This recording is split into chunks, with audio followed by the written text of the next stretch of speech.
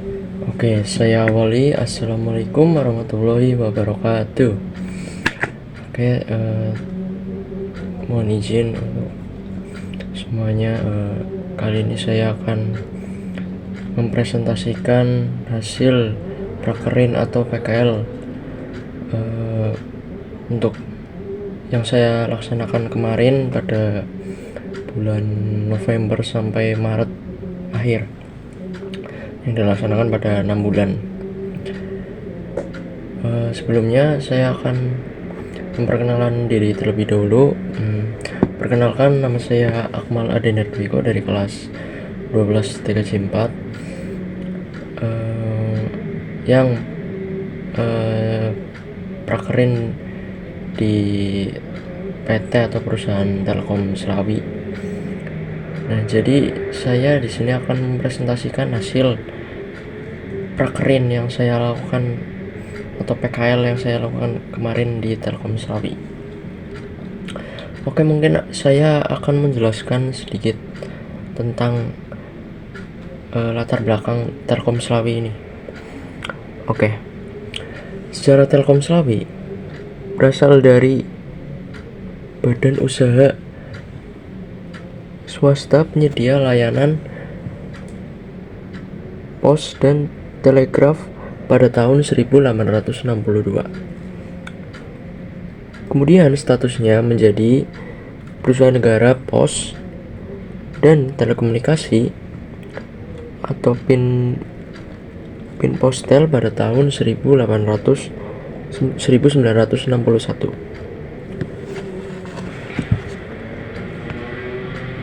Pada tahun 1961, berdasarkan peraturan pemerintah nomor 25 tahun 1991, Telkom Indonesia terbentuk saat ini.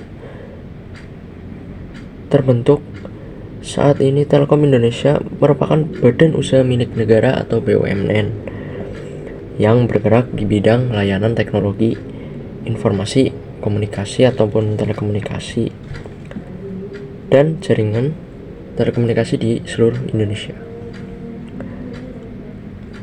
Ada juga beberapa nama dagang Telkom Indonesia sepanjang masa atau sepanjang sejarahnya.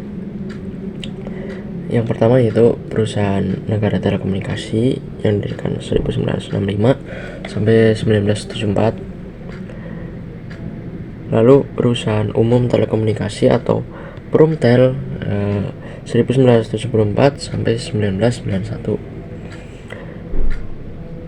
Yang ketiga, PT Telekomunikasi Indonesia atau Persero, yang seperti ada di Telkom Slawi itu termasuk Persero juga, 1991 sampai 2020. Telkom juga memiliki perusahaan lain yaitu PT Telkom Akses yang didirikan pada tanggal 12 Desember 2012.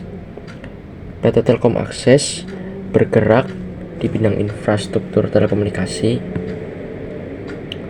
dan juga teknologi informasi.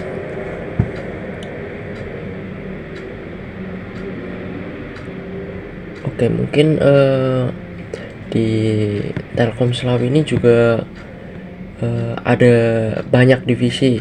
Saya sebutkan mungkin yang sering saya ikuti di pembelajaran PKL saya, yaitu yang pertama adalah PSB atau pasang sambung baru WiFi ya, atau ya mungkin banyak orang sebut pasang WiFi ya. Pasang WiFi di pelanggan-pelanggan rumah, kantor ataupun di sekolah-sekolah juga ada. Yang kedua adalah troubleshooting atau bisa kita kenal perbaikan WiFi.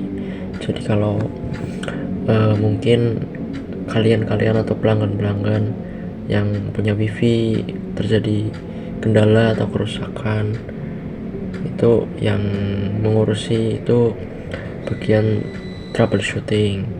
Nah, yang saya sering ikuti yaitu divisi troubleshooting yang sering memperbaiki jaringan-jaringan semacamnya. Yang ketiga itu maintenance itu biasanya lebih sama dengan perbaikan, cuman lebih ke jalur ya, jalur kayak antara ODP ataupun yang di tiang-tiang itu pusat ya, atau pemeliharaan di server itu yang menguruskan itu maintenance, seperti pemeliharaan atau perawatan. Maintenance semuanya yang menghandle. Yang satunya itu WH ya, WH itu untuk membackup data ya, seperti untuk kayak memunculkan tiket ataupun backup data yang ada pada Telkom ya kan, atau data-data pelanggan yang ingin bayar atau apa, atau yang menghindar WH. Oke, selanjutnya saya akan menjelaskan tentang pengertian troubleshooting ya, karena saya lebih mengacu pada perbaikan troubleshooting ya, jadi saya akan menjelaskan perbaikan troubleshooting. Troubleshooting sendiri ini adalah proses untuk mengidentifikasi, menganalisis, dan memperbaiki masalah pada jaringan WiFi. Tujuannya adalah mengembalikan kinerja jaringan ke kondisi normal, atau untuk supaya jaringan itu menjadi stabil lagi ya, atau ya, menjadi ke semula ya. Nah, troubleshooting sendiri ini juga mempunyai fungsi. Antaranya fungsi troubleshooting itu yang pertama, mengembalikan kinerja pada jaringan yang normal atau stabil ya, yang seperti saya jelaskan tadi. Yang kedua adalah mempertahankan konektivitas yang stabil atau mempercepat koneksi supaya stabil atau normal ya, supaya lebih cepat dan tidak mengalami gangguan lah. Yang ketiga adalah meminimalkan downtime dan meningkatkan keamanan jaringan. Jadi itu jaringan itu bisa lebih aman dan tidak mengalami gangguan-gangguan lagi. Yang keempat adalah meningkatkan pengalaman pengguna. Jadi itu pelanggan dapat meningkatkan pengalaman kayak, oh jadi ini saya pasang WiFi juga mengalami gangguan, jadi tahu gimana cara ngatasinnya ini gitu. Yang kelima adalah membantu pemeliharaan preventif, seperti ya perawatan modem atau apa itu, atau kabel ya, perawatan kabel, penggantian kabel, juga menstabilkan jaringan supaya lebih aman. Selain fungsi yang saya jelaskan tadi, ada juga penyebab jaringan mengalami troubleshooting. Nah, penyebabnya itu adalah yang pertama gangguan sinyal, atau sinyal seperti cuaca buruk atau apa ya, ada angin, bencana lah. Yang kedua, konektivitas yang terputus-putus. Nah, konektivitas yang terputus-putus itu bisa jadi dari pusat ataupun dari bencana juga, misal itu ada kabel yang terputus atau apa. Yang ketiga adalah kecepatan internet yang lambat. Kecepatan internet yang lambat bisa dari pusatnya juga, atau mungkin redaman kurang bagus, jadi ya kita harus menyambung ulang apa. Nah, yang keempat juga ada perangkat yang tidak dapat terhubung ke jaringan. Jadi itu modem bisa jadi tidak mengkonekkan ke jaringan itu. Kadang modemnya kita yang error gitu, kadang konfigurasinya yang salah, ataupun juga perlu penggantian modem lah ya, karena mungkin sudah rusak ataupun versi lama gitu kan, sudah perlu diganti. Yang ketiga adalah masalah pada router ya, yang seperti saya sebutkan tadi ya, permasalahan pada modem.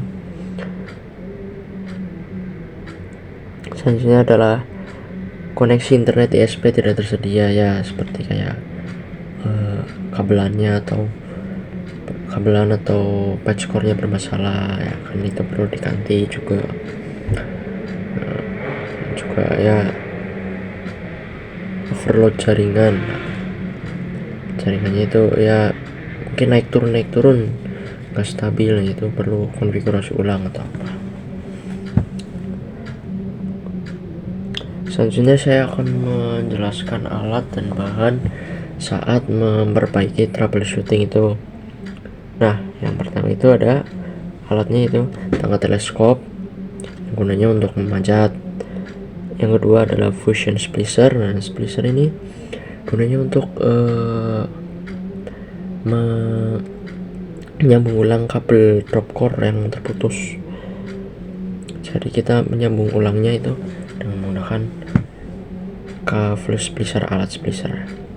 Yang ketiga adalah cleaver itu untuk memotong kaca fiber supaya lebih pas saat melakukan penyambungan pada splicer. Yang keempat ada stripper ini gunanya untuk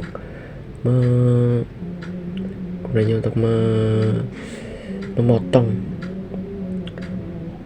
Yang kelima ada OPM atau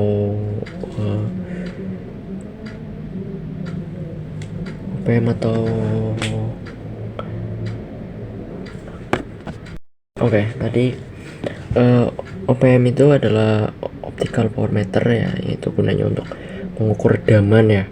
Nah, standar redamannya itu bisa ke 19 sampai 22. Nah, itu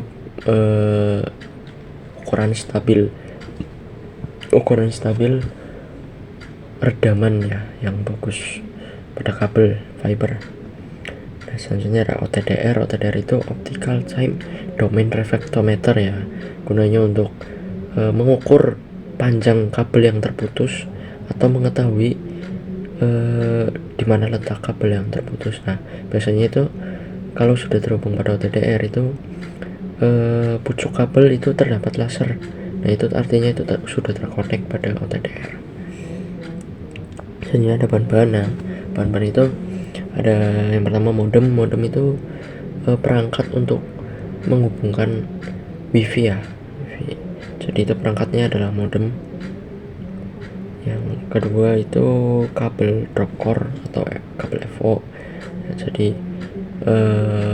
kalau sekiranya perbaikan itu kabel FO itu gunanya untuk mengganti kabel yang sudah rusak. Nah, jadi itu kita menyambungnya pakai kabel baru. Yang ketiga ada protection sleeve. Nah, itu gunanya untuk melindungi kaca fiber. Setelah proses penyambungan kabel itu kita perlu yang namanya protection sleeve. Nah, nanti protection sleeve itu direkatkan, dipanasi pada splicer, ya, supaya lebih kencang dan aman. Yang keempat ada string clamp, yaitu gunanya untuk mengkait kabel pada tiang-tiang, ya, tiang atau rumah, ya, supaya kabel tidak berantakan dan rapi. Nah, yang kelima itu salah hitam itu gunanya untuk menempelkan mensolasi bagian protection sleeve, ya, itu supaya melindungi sambungan supaya lebih aman dan tidak mudah putus. Selanjutnya itu ada proses pengerjaan atau langkah-langkah, ya. Mungkin teman-teman bisa melihat langkah-langkah di sini, ya. Yang pertama, langkah-langkahnya itu adalah yang pasti adalah datang ke rumah pelanggan, ya. Datang ke rumah pelanggan, cek kabel core yang tertancap pada ONT menggunakan OTDR untuk mengetahui apakah kabel terputus atau tidak, dan juga mengetahui berapa jarak kabel yang terputus, apakah memancarkan laser atau tidak, ya. Yang ketiga, cari kabel yang terputus pada tempat yang rawan terputus. Nah, ini yang penting. Nah, tempat yang rawan terputus itu misalnya pada pohon atau di jalanan yang mungkin rawan terputus kena tabrak truk atau apa gitu. Yang keempat itu jika sudah tahu letak kabel terputusnya, lihat kaca fiber bagian depannya dalam ya, apakah tembus laser atau TDR ya. Biasanya kalau tembus itu akan memancarkan cahaya merah kecil itu pada ujung kaca, itu artinya tembus. Yang kelima itu selanjutnya lakukan penyambungan pada kabel terputus menggunakan fusion splicer yang saya jelaskan tadi dengan alat sambungannya ya. Jika sudah selesai, nah maka itu kita langsung proses penyambungan ya kabel yang terputus. Jika sudah, tutup sambungan menggunakan solusi hitam agar sambungan tidak terlihat dan lebih aman ya. Seperti saya jelaskan tadi ya, pakai protection sleeve ya. Tuh pastikan sudah dibakar juga pada alat fusion splicernya. Yang ketujuh, rapikan kembali kabel yang sudah disambung ya, supaya rapi dan tidak terputus lagi. Dan kembali ke rumah pelanggan untuk mengecek redaman. Nah, standar redamannya itu biasanya 9-23. Dan jika udah, kalian bisa tancapkan ke ONT lagi ya, yang sudah patchcode yang sudah kalian cek itu,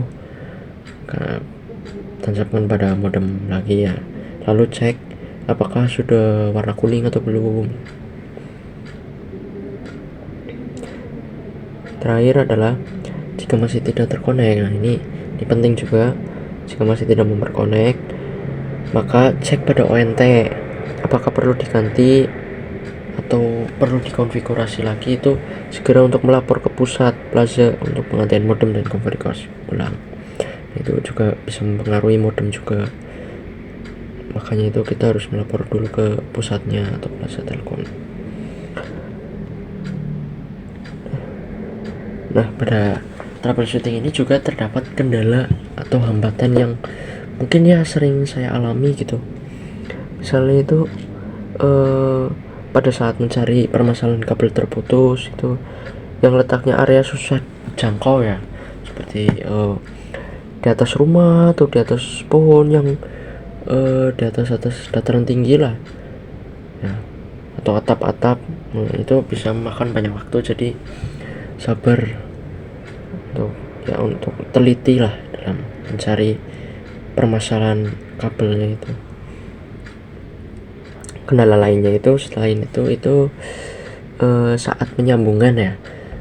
Saat penyambungan itu juga penting, karena pada saat kita menyambung di tempat-tempat yang tinggi atau tempatnya sulit, sempit gitu, kita harus tetap hati-hati ya, karena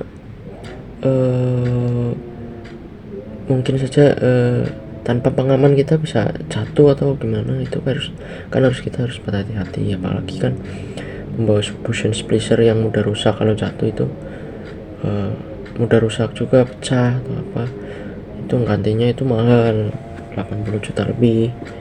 Jadi kita sangat mementingkan keamanan diri kita sendiri dan alatnya.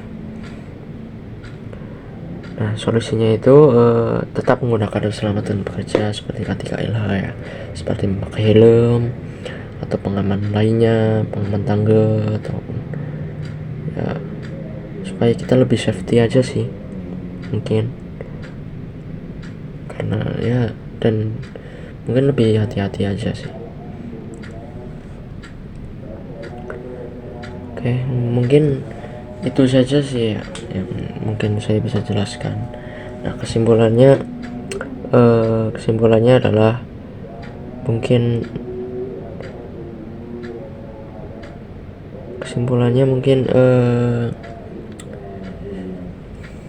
troubleshooting itu sangat penting dilakukan, karena pada saat wifi mengalami gangguan atau harus segera menindaklanjuti permasalahannya agar dapat segera diperbaiki dan dihandle supaya jaringan dapat bekerja lebih optimal dan stabil ya. Jadi pesan saya mungkin kalau pelanggan atau kalian yang di rumah mengalami permasalahan wifi ya, mungkin segera untuk menghubungi pusatnya ya, supaya wifi segera diperbaiki. Dan mungkin itu saja yang dapat saya sampaikan. Mungkin presentasinya tidak lengkap yang seperti kalian kira. Kurang lebihnya mohon maaf apabila ada kesalahan dalam saya menjelaskan materi ini. Terima kasih telah menonton presentasi saya. Assalamualaikum warahmatullahi wabarakatuh.